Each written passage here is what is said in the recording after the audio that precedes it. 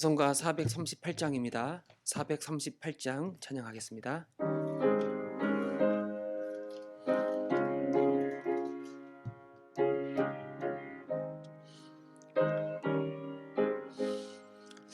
내 영혼을 은총이 보중한 죄짐 벗고 보니 슬픈 많은 이 세상도 전국으로 하도다. 할렐루야 찬양하세. 내 모든 죄 사함 받고 주 예수와 동행하니 그 어디나 하늘나라. 주의 얼굴 뵙기 전에 멀리 뵈던 하늘나라 내 마음속에 이루어지니 날로 날로 가깝도다. 할렐루야 찬양하세. 내 모든 죄 사함 받고 주 예수와 동행하니 그 어디나 하늘나라. 높은 산이 거친 들이 조막이나 궁궐이나 내 주 예수 모신 곳이 그 어디나 하늘나라. 할렐루야 찬양하세. 내 모든 죄 사함 받고 주 예수와 동행하니 그 어디나 하늘나라. 우리 시간에 함께 기도하실 때에는 이번 코로나로 인해서 경제적으로 큰 어려움을 겪는 우리 교회 형제 자매들을 위하여 기도하기를 원합니다. 특별히 자영업자들 참 코로나가 일어나기 전에도 경제가 굉장히 어려워서 큰 어려움을 겪었는데 이번 코로나 때문에 거의 경제적으로 더 큰 어려움 가운데 처해 있는 우리 형제 자매들이 우리 지체들이 많이 있습니다. 또 우리 중에 보면 이번 코로나로 인해서 또 일자리를 잃은 그런 지체들도 많이 있고 또 우리 청년들 같은 경우는 취업을 해야 되는데 이 취업의 문이 많이 막혀 있어서 큰 어려움을 겪고 있기도 합니다. 하나님, 이 고난의 때, 이 어려움을 향한 주님의 뜻이 무엇인지 모르지만 이 어려움을 잘 감당하고 잘 견디고 극복할 수 있도록 우리에게 힘을 더하여 주시고 하나님께서 정하신 때에 속히 그 정하신 때가 임하게 해주셔서 경제적으로 안정이 되고 또 우리 젊은이들도 마음껏 일을 할 수 있는 그 문이 열리게 해달라고 우리 시간에 한번 경제적으로 고통받는 우리 가정 모임의 우리 식구들과 또 우리 젊은이들을 기억하면서 함께 기도하겠습니다. 하나님 아버지, 코로나가 큰 어려움을 우리에게 주고 있습니다. 열심히 일해야 될 사람들이 일할 수 없고, 때론 직장에서 쫓겨나기도 하고, 여러 가지 일자리가 없어서 집에 있기도 하고, 또 우리 자영업자들은 손님이 없어서 거의 문을 닫아야 될 폐업 위기에 처해 있습니다. 몸이 아파 일하지 못하는 우리 형제 자매도 있습니다. 그 누구보다 우리 주님께서 그들의 상한 형편을 잘 아실 터인데, 고난과 이 어려움을 향한 주님의 뜻이 어디 있는지는 우리가 지금은 알 수 없지만, 결국 주님께서 이 모든 일들을 합력하여 선을 이루어갈 줄을 믿습니다. 낙심하지 말게 해주시고, 이 어려울 때에 더 주 앞에 엎드려 기도하게 해주시고, 그 문이 열리고 그 길이 보이고, 그래서 다시 일어서며 다시 회복되며 다시 살아날 수 있는 그 길들이 열리게 하여 주옵소서. 낙심하지 말게 해주시고, 두려워하지 말게 해주시고, 특별히 하나님의 사람들을 그들에게 허락해 주셔서 그들을 위로하여 주시고 격려해 주시고 다시 힘을 내게 하여 주시고, 그래서 이 어려움을 함께 이겨나가며 함께 극복하며 하나님께서 선하신 길로 인도하시는 것들을 경험하게 하여 주옵소서. 우리 젊은이들도 기억해 주시고, 여러가지 코로나로 취업의 문이 많이 닫혀 있사온데 그 문을 열어주셔서 자신이 열심히 공부하고 준비한 것만큼 일할 수 있도록 인도하여 주옵소서. 주님께서 함께 하실 줄 믿습니다. 감사드리며 우리 주 예수 그리스도 이름으로 기도합니다. 아멘. 하나님 아버지, 코로나로 인해서 경제적으로 큰 어려움을 겪는 우리 형제 자매들이 많이 있습니다. 특별히 자영업자들, 이제 문을 닫을 수밖에 없는 그런 열악한 환경 가운데 놓여 있는데, 하나님 저들을 위로하여 주시고, 이 어려움을 향한 주의 뜻이 무엇인지 모르지만 이걸 감당하고 이겨낼 수 있는 지혜와 능력을, 또한 피할 수 있는 길을 열어 주옵소서. 또한 취업을 하지 못하여 방황하고 기다리고 있는 우리 청년들도 많이 있습니다. 그들의 가야 할 길을 우리 주님이 아시오니 속히 문을 열어주시고 속히 길을 보여주셔서 열심히 공부하고 준비했는데 정말 이 세상에 기여하고 아주 의미 있고 보람 있는 인생으로 살아갈 수 있도록 주여 저들의 길을 열어 주옵소서.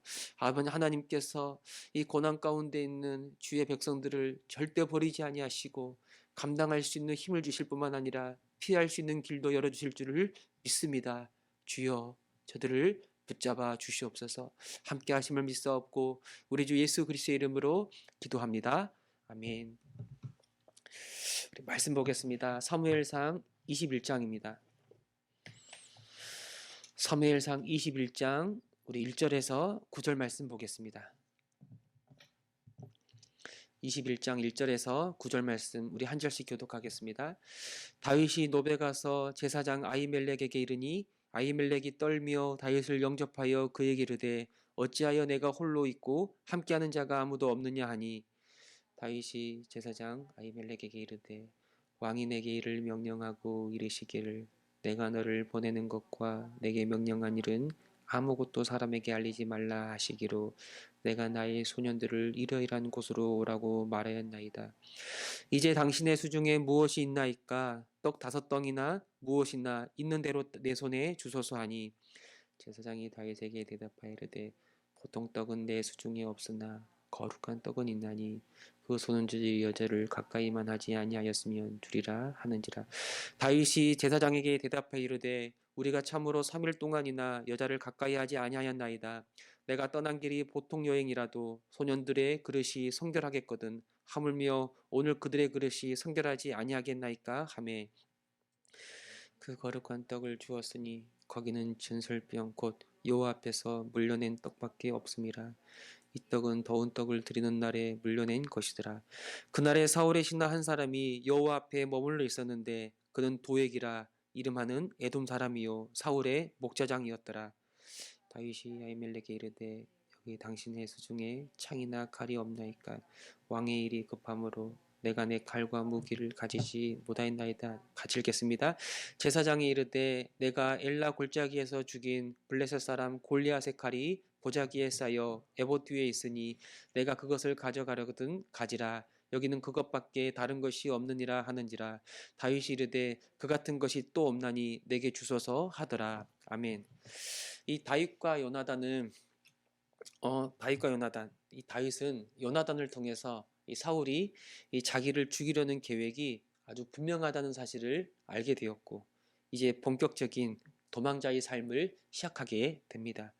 이 다윗과 요나단이 지난 시간에 그 마지막 작별 인사를 서로 건네면서 여호와 하나님이 우리 사이에 영원히 함께 하실 것이다 라고 고백하죠. 그리고 요나단은 다윗에게 하나님의 평안, 이 샬롬을 구하고 다윗이 아주 멀리 도망가도록 그 길을 열어주는 겁니다.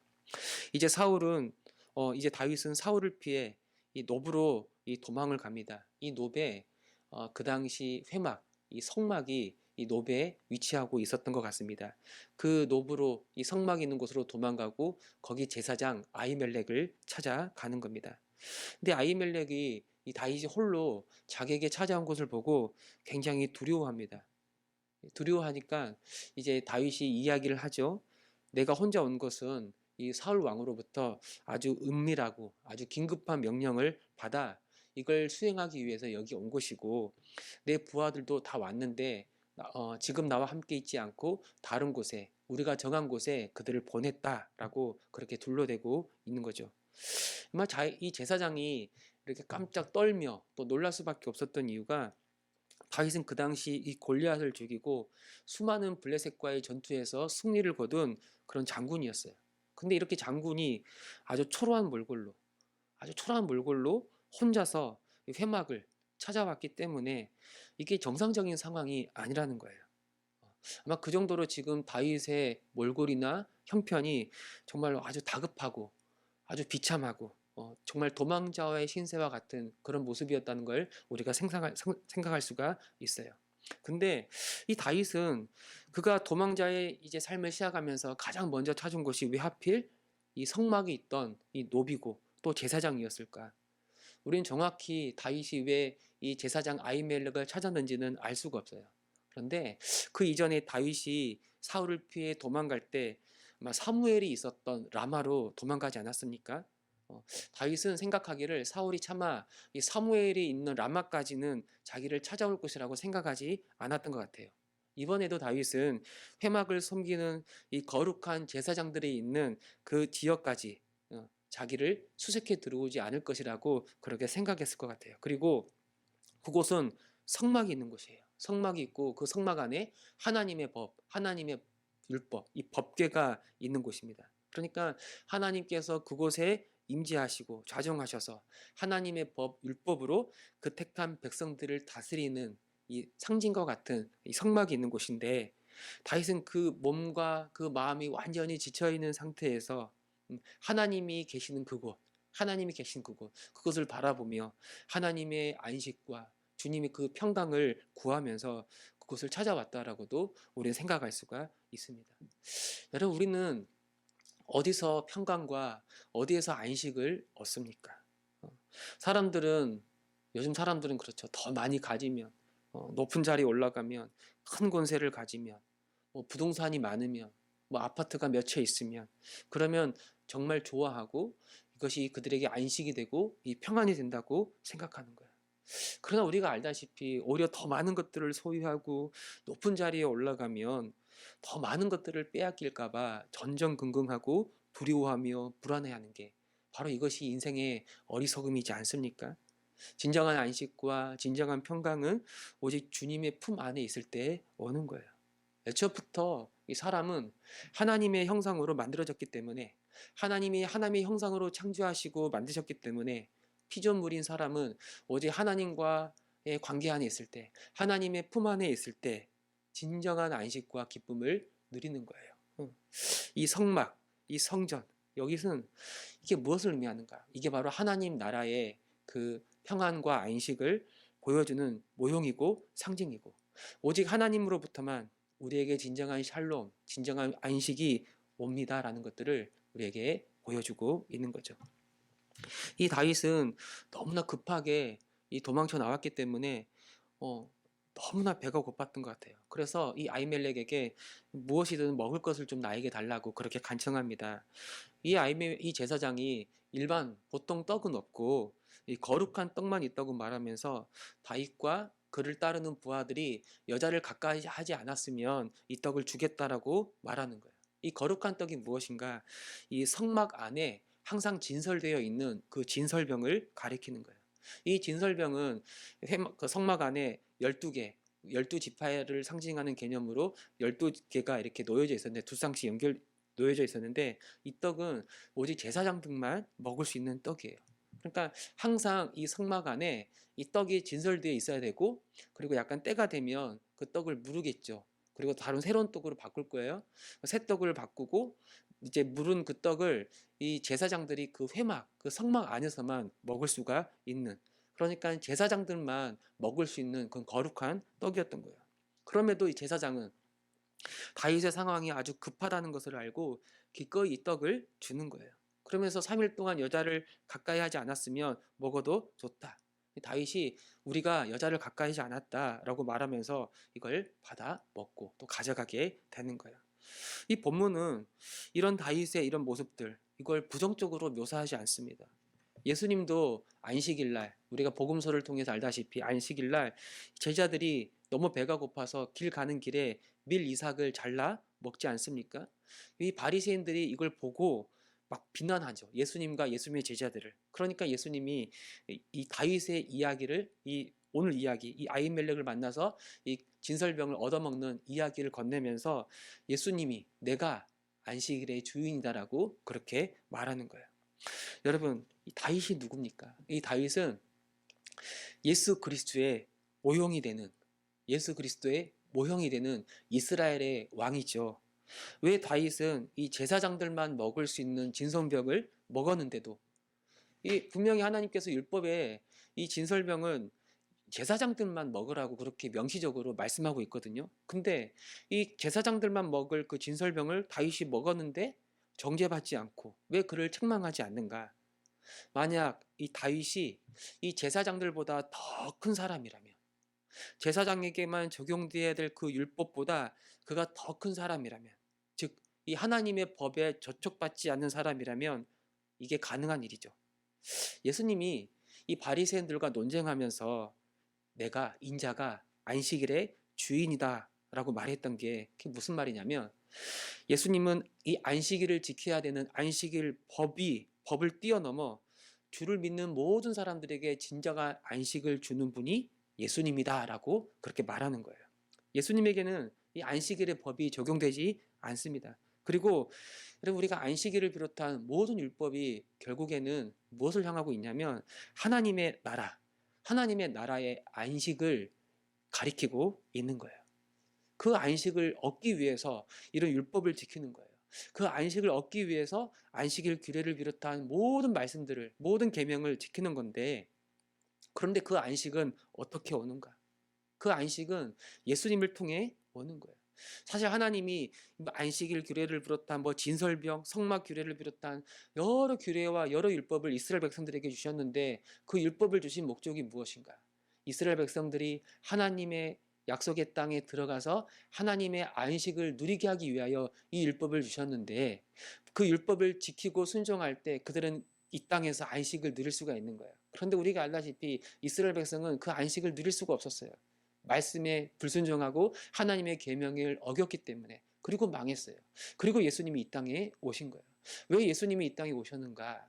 안식을 스스로 만들어낼 수 없는 우리들을 구원해서 그들에게 이 안식, 진정한 안식을 주기 위하여 오신 거예요. 예수님 그분 자체가 안식이에요, 안식. 그래서 예수님이 이렇게 말씀하신 거예요. 내가 안식일의 진정한 주인이다. 그 안식은 어떻게 오는가? 우리가 만들어낼 수 있는 게 아니에요. 우리가 어떤 순종을 통해서 얻어낼 수 있는 게 아니라 예수님을 통해서 오는 거예요. 예수님은 이 모든 안식을 성취하는 분이에요. 그리고 이걸 먼저 보여주는 사람이 누구냐면 이게 바로 다윗이에요. 다윗은 장차 이스라엘의 왕이 되어서 참된 안식을 가져오는 이스라엘의 왕이 되는 거예요.